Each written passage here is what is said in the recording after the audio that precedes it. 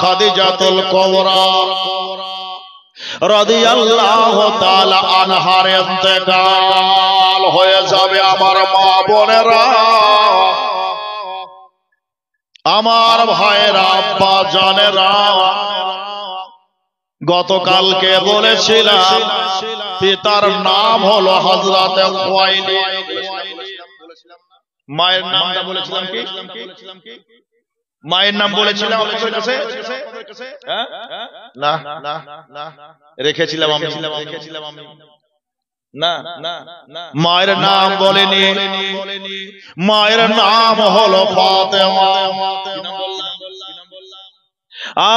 খাদিজাতুল কুবরার মায়ের নাম হলো ফাতেমা।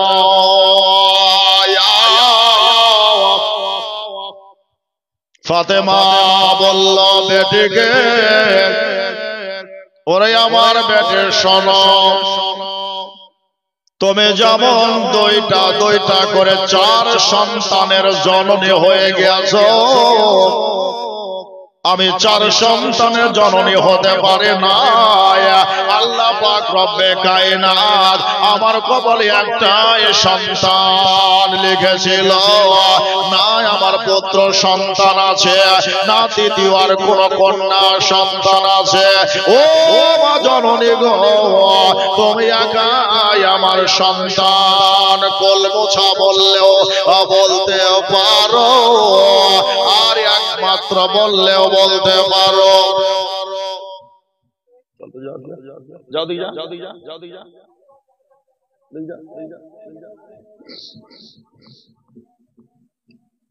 বেরাদার মুআজ্জাজ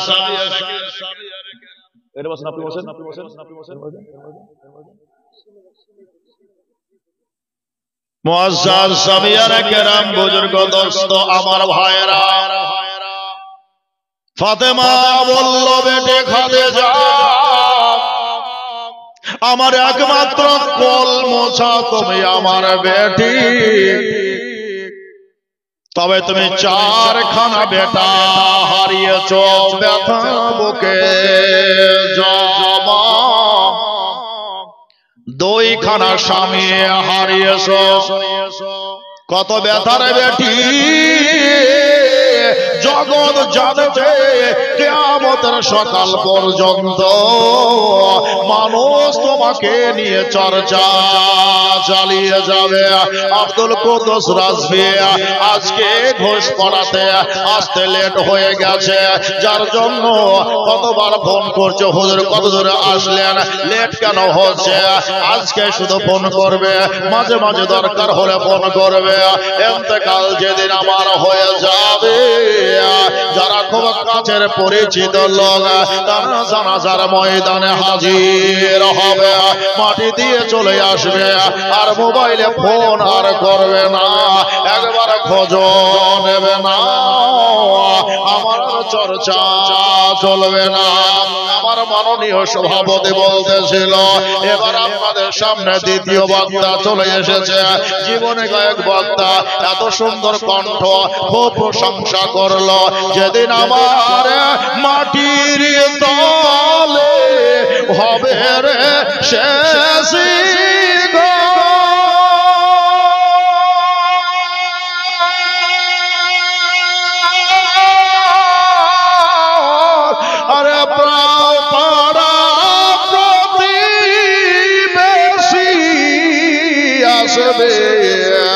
আজ কাঁদবে হাহাকার, দেখবে আর চলে যাবে, ওগো দেখবে আর চলে যাবে। পঞ্চমুখে প্রশংসা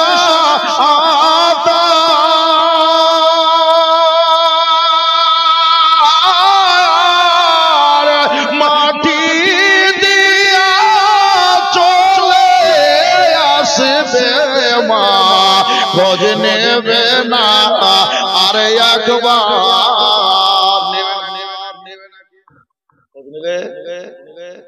আর খোঁজ নেবে না। মা জননী গো, তোমার ব্যথা কতটা আমি কি করে বলবো সেটা আমি বলতে পারবো না, তবে মা হয়ে বলছে শোনো, তোমার যন্ত্রণা যেমন একজন বেটার দিলে কতটা ব্যথা আছে, যার মা হারিয়েছে সে বেটাই জানে। যে মা জননী মাকে হারিয়েছে, জননী গো মায়ে বুঝতে পারবে মা হারা কতটা ব্যথা। তবে শোনো খাদিজা, দুনিয়ার মা বেটাকে জন্ম দেয়, ওই মাকে বলতে পারে রে, কিন্তু আমি তোমার মা বলে যাচ্ছি, তুমি যে খাদিজা, জগতের যত মুসলমান আছে সকলের হবে তুমি মা। সুবহানাল্লাহ, সুবহানাল্লাহ। তুমি হবে মা। এজন্য ঘোষ পাড়াতে তোমার জীবনী চলবে, আজকে নবীপুরে তোমার জীবনী চলবে, আজকে ডিগ্রিতে তোমার জীবনী চলবে, সাদেকপুরে তোমার জীবনী বলবে, গোপতালাতে তোমার জীবনী বলবে, মুন্সি পাড়াতে তোমার জীবনী বলবে, মৌলবি পাড়াতে তোমার জীবনী বলবে, হাজি পাড়ায় তোমার জীবনী বলবে, গাজী পাড়ায় তোমার জীবনী বলবে, মুর্শিদাবাদ ডিস্ট্রিক্টে তোমার জীবনী গাইবে, মালদা ডিস্ট্রিক্টে তোমার জীবনী গাইবে, বীরভূমে তোমার জীবনী গাইবে, আইল্যান্ডে যাবে তোমার জীবনী চলবে, থাইল্যান্ডে যাবে তোমার জীবনী চলবে, তুর্কিস্তানে যাবে রে মা তোমার জীবনী গাইবে, আরবে তোমার জীবনী গাইবে, মদিনাতে তোমার জীবনী গাইবে। এক কথায় যেখানে সূর্য উদিত হয়েছে আর যেখানে সূর্য অস্তমিত গিয়েছে, যেখানে আল্লাহর জমিন সাজানো আছে, যেখানে আল্লাহর জমিন বিছানো রয়েছে, আল্লাহর জমিনে বসে বসে তোমার বেটারা তোমাকে স্মরণ করবে, আর আসমানের নিচে বসে বসে তোমার বেটারা তোমার কথা চর্চা করবে, কিয়ামতের সকাল পর্যন্ত তোমাকে জানবে। সুবহানাল্লাহ, সুবহানাল্লাহ, মাশাআল্লাহ। একটু মোহাব্বতে বলেন সুবহানাল্লাহ। মায়ের মোহাব্বতে বলেন সুবহানাল্লাহ, সুবহানাল্লাহ।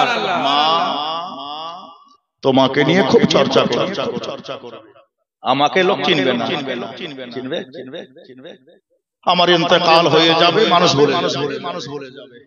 মা খাদিজার মা ফাতেমা বলছে আমাকেও মানুষ চিনবে, তোমাকে যতটা চিনবে আমাকেও ততটা আর চিনবে না। মা খাদিজা বলছে হ্যাঁ, আমাকে যতটা চিনবে আমার চাইতে বেশি মানুষ চিনবে ফাতেমাতুজ জাহরাকে। আমার ভাইরা, ফাতেমা বলল মা জননী গো শোনো, এতটা কথা তোমাকে বলে দিলাম, তবে তোমার এর চাইতে আরো বিপদ ঘনিয়ে আসবে, আমার সময় আর বেশি নাই, জানি না আল্লাহ পাক রব্বে কায়নাত কখন ডাক দেবে, আমাকেও চলে যেতে হবে। কথা বলতে বলতে ফাতেমা বেটির হাতটাকে ধরে মাথার উপরে তুলে দিয়ে, দয়ার হাত মায়ার হাত, মা জননীর হাতখানা সন্তানের জন্য বড় ঠান্ডা মায়ের হাত, বেটার জন্য বেটির জন্য বড় ঠান্ডা মায়ের হাত।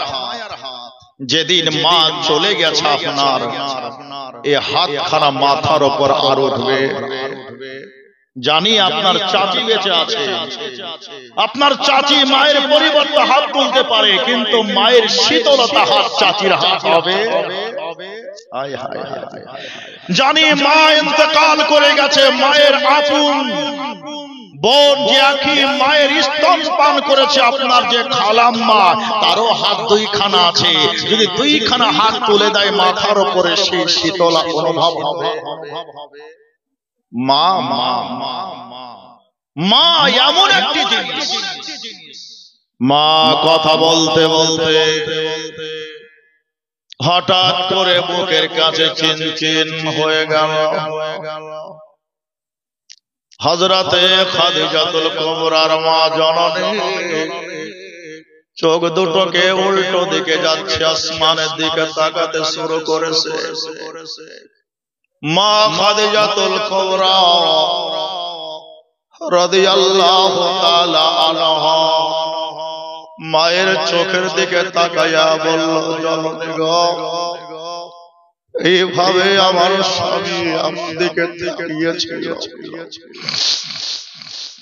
এইভাবে আমার স্বামী আমার দিকে তাকিয়ে কি জানি বলছিল, আওয়াজ মুখ দিয়ে বের হয় না। যখন আমি পানি তুলে দিলাম, আমার মায়ের দুই গাল দিয়ে মুখের কোনা দিয়ে পানিটা দুই দিকে বহে পড়ে গেল। মার কথা বলে না, খাদিজাতুল কুবরা বলে, আমার মা জননীর মুখের কাছে হাত নিয়ে গেলাম, নাকের কাছে হাত নিয়ে গেলাম। মা জননী গো, আর শ্বাস নেয় না, আর শ্বাসটাও দেয় না। আমি বললাম, মা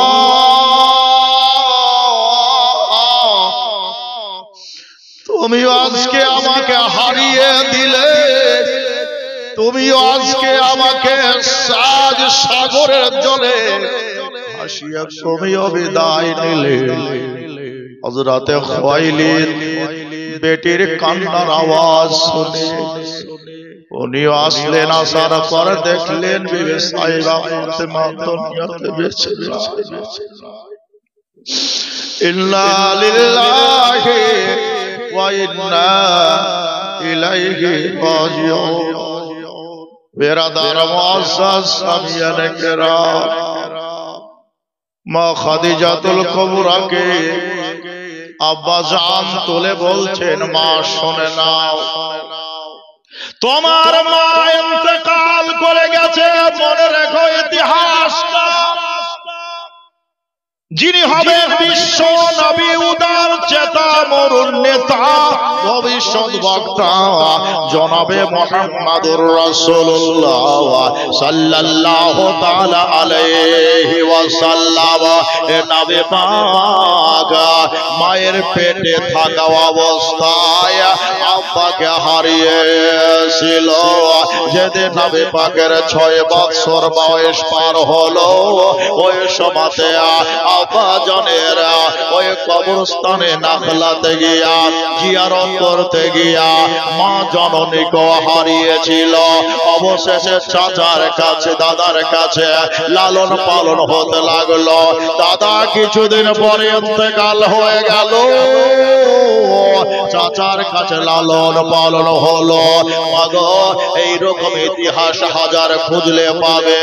আজকে গমগীন হয়ে যেও না, চিন্তায় চিন্তিতা হয়েও না, আজকে তুমি মাথা পাগলগত করো না। এজন্য বিশ্ব নবীর মা আজকে আব্বা হারিয়ে গেছে, 6 মাস পর্যন্ত, 6 বছর পর্যন্ত জুগিয়ে রেখেছিল। মা হারিয়ে গেল, দাদা সুন্দর করে লালন পালন করলো। মা, তোমার মা ইন্তেকাল করেছে, আমি তোমার পা বেঁচে আছি। মা, আজকে ভেঙে পড়ে যেও না। আমি জানি গো, তুমি 2টা স্বামী হারিয়েছ, 4খানা বেটা হারিয়েছ, সর্বশেষে মাকে হারিয়েছ। তোমার ব্যথায় ব্যথিত হবে, তবে তোমার সামনে দিকটা হবে উজ্জ্বল, নক্ষত্র হয়ে যাবে। শোনো মা, মাকে বুঝিয়ে দিলেন। মা ফাতেমা আর খাদিজার মা ফাতেমার দাফন কাফন হয়ে গেল।